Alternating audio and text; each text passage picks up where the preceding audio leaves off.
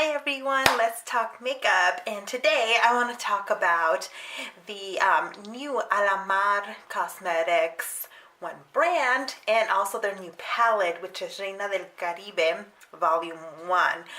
If you don't know about Alamar, or you haven't heard about them, they're a new makeup brand, and I know, makeup brands are popping up here and there like nobody's business. It's hard to keep up with all the brands that are being created. This one in particular was created by a makeup artist who is of Cuban background and lives in Florida. You might have actually heard of her. It's Gabby T. Mua, MUA, that's her handle on social media. She is Kathleen Light's makeup artist and does like all her makeup for KL Polish. So I follow them on social media, and I've never bought anything from KL Polish, but the makeup that Gabby does for Kathleen is really gorgeous. And when I saw that they were releasing a palette, they're also releasing brushes. They released 3 brushes, which I did buy, but I still need to get more use out of those before I can review them. Whereas I think I'm pretty ready to review their palette. So let me show you what it looks like. This is what it looks like. If you're watching this in June of 2018, this is also going to be the palette in boxycharm in June 2018. It is a gorgeous palette, and it's got these warm shadows down here, but these like bright colorful ones in here. And so overall it is a warm palette, but it is an interesting palette. It's not your typical neutral palette. Now these colorful palettes just because this is a colorful palette does not mean it's super unique. I feel like there are plenty of colorful palettes out there right now, especially from indie brands. But I really wanted to get this one because, one, I don't have a ton of these palettes, and 2, it is a company owned by a Latina, and I really like supporting Latina companies. Alright, so as you can tell, I don't have anything on my eyes, so I actually want to start off by doing a look with it. So if you would like to see a look with the Alamar palette, stick around, and then afterwards I'll do swatches and full review. Okay, so we're going to start by, I'm going to do Coco Taxi. I'm going to do a kind of not a super bold look today because I've done pretty bold looks with this palette for the last, goodness, like 3-4 days. I've been using this palette all week. So Coco Taxi is a matte. It's this matte kind of yellowy with a little bit of brown. It's a really gorgeous shade. So I have the rest of my face done because I wanted you to see that there is no fallout with these shades. I did this once and this week already, and I was just so freaking impressed by the lack of fallout. So that's one eye.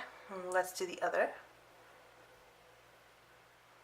Okay, so that's Coco Taxi on my lids. Now I'm gonna go in with Tropico over here, this kind of reddish shade, and put that right on the crease. And whereas I went in with Coco Taxi kind of above the crease, this is going on the crease.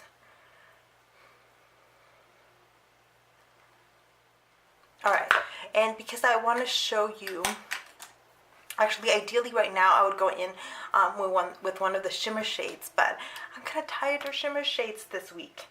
So I'm actually going to go in with Guantanamera down here and use Guantanamera all over the lid.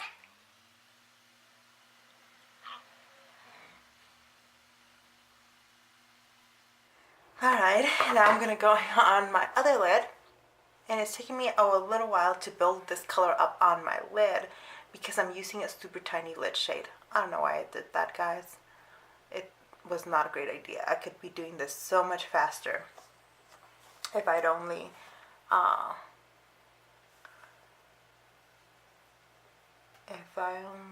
had a brain. No, if I'd use the bigger brush. Okay, so that's the top of the eye look. Now I'm going to go in on my lower lash line, and I think on my lower lash line I'm going to go in with Tropico. Now I'm going to go in into Guantanamera with the same brush and add a little bit of Guantanamera in the outer lower lash so that I can connect these colors together. Alright, so that's the look with the shadows. I do need to go in and add a little bit of highlight. So I'm going to go in with La Costa here, and I put that on my brow bone. La Costa is a shimmery shade. Oh, can you see? Whoa, it is a bold shimmery shade. Put it on both eyes. I'm going to put that on my inner corner as well. Whoa.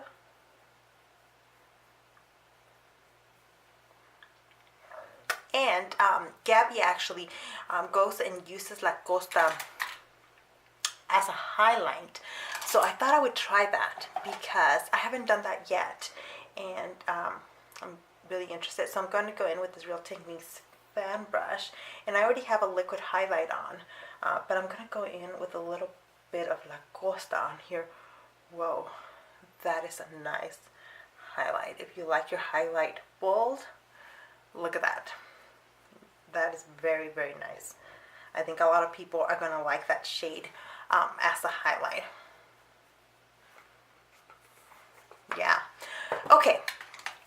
So I'm going to go in and add liner, not a wing liner or anything fancy, just some pencil liner, and I'll be back with a full review in a second. Okay, so this is the finished look. I went ahead and added liner, added mascara, a little bit of inner rim liner as well, and so it's not a summery look at all, but I really like this look. Alright, let me show you swatches of all of these, including swatches of the shimmer shades, since you didn't get to see those on my eyes. So let's start with La Costa, the shade at the very top. This is the swatch of it. Then El Malecón, which is right next to it, which is this kind of greenish, shimmery goodness. I think that shade is fantastic. Next is the blue shade, is Varadero. Varadero is right here. Then Celia. Celia is this green shade, blue-green shade. Isn't it gorgeous? I think Celia Cruz, which I suspect is what it's named after, would be proud of that shade. And it does kind of make me think of Celia Cruz. Next is Coco Taxi, which I used on my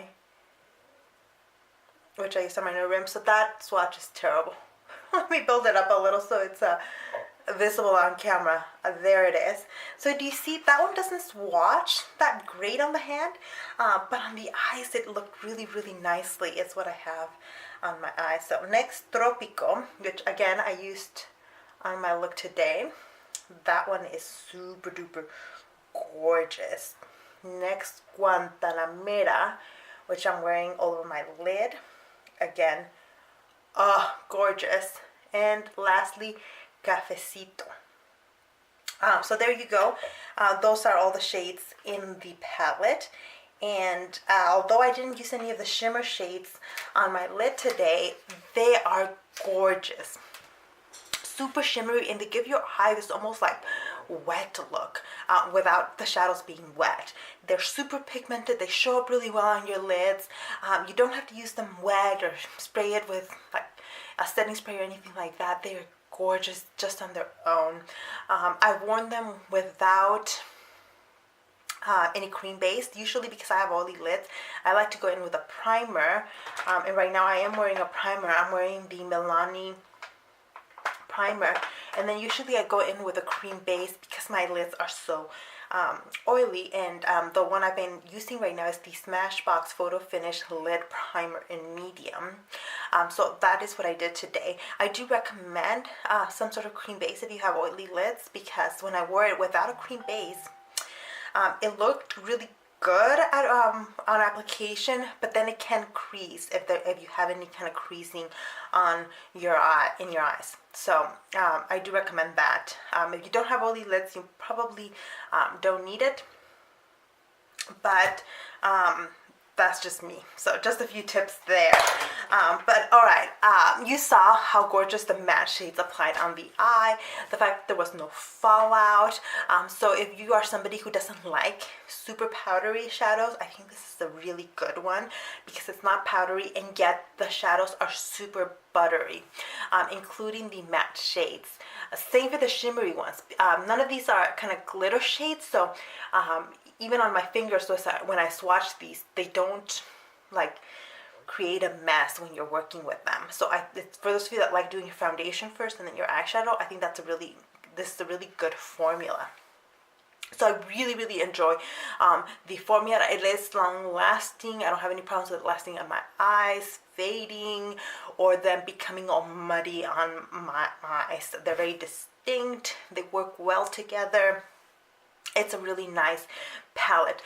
The palette itself, the color selection is not necessarily something that I would have gravitated towards, or if I were creating a palette, I wouldn't necessarily have picked this combination of shades, but it is a really well thought out. Like at first I was like, I don't know exactly what I'm gonna do with this palette, but I wanted to support the brand, and then I started looking at the post that they posted on their Instagram, and I saw that they were coming up with really gorgeous shades, and I have to say, yeah, I mean, every look I have done with this palette I have enjoyed. Now, this kind of palette will lead you to do kind of bolder looks. You could always just go in with just one shade and do a kind of less bold look, but most likely you'll want to do a kind of bolder look. So if you are somebody that does not like to wear a lot of color on your lids and prefers just kind of neutral looks, this might not be the palette for you. However, if you're looking for a summer palette that's a little bit out of the typical comfort zone of people's neutrals, I think this is a really good one.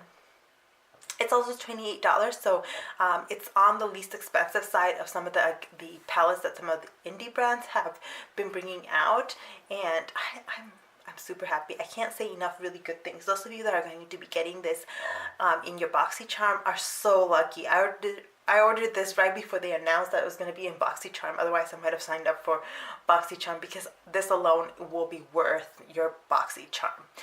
So this is really excellent. Let me know what you think down below. If you already have the palette and have been using it, what kind of looks you've been doing. I've been doing looks, as I said, all week with them. I've been posting them on my Instagram, so if you're interested in seeing more looks with it, check out my Instagram, which is down below, and check out their Instagram, because that's where I've been getting some ideas for looks to their Instagram, because Gabby does the most gorgeous looks. A few other things I wanted to say about this is that it is a cruelty-free brand. As some of you may know, I only buy cruelty-free now. Cruelty-free products, so this is cruelty-free.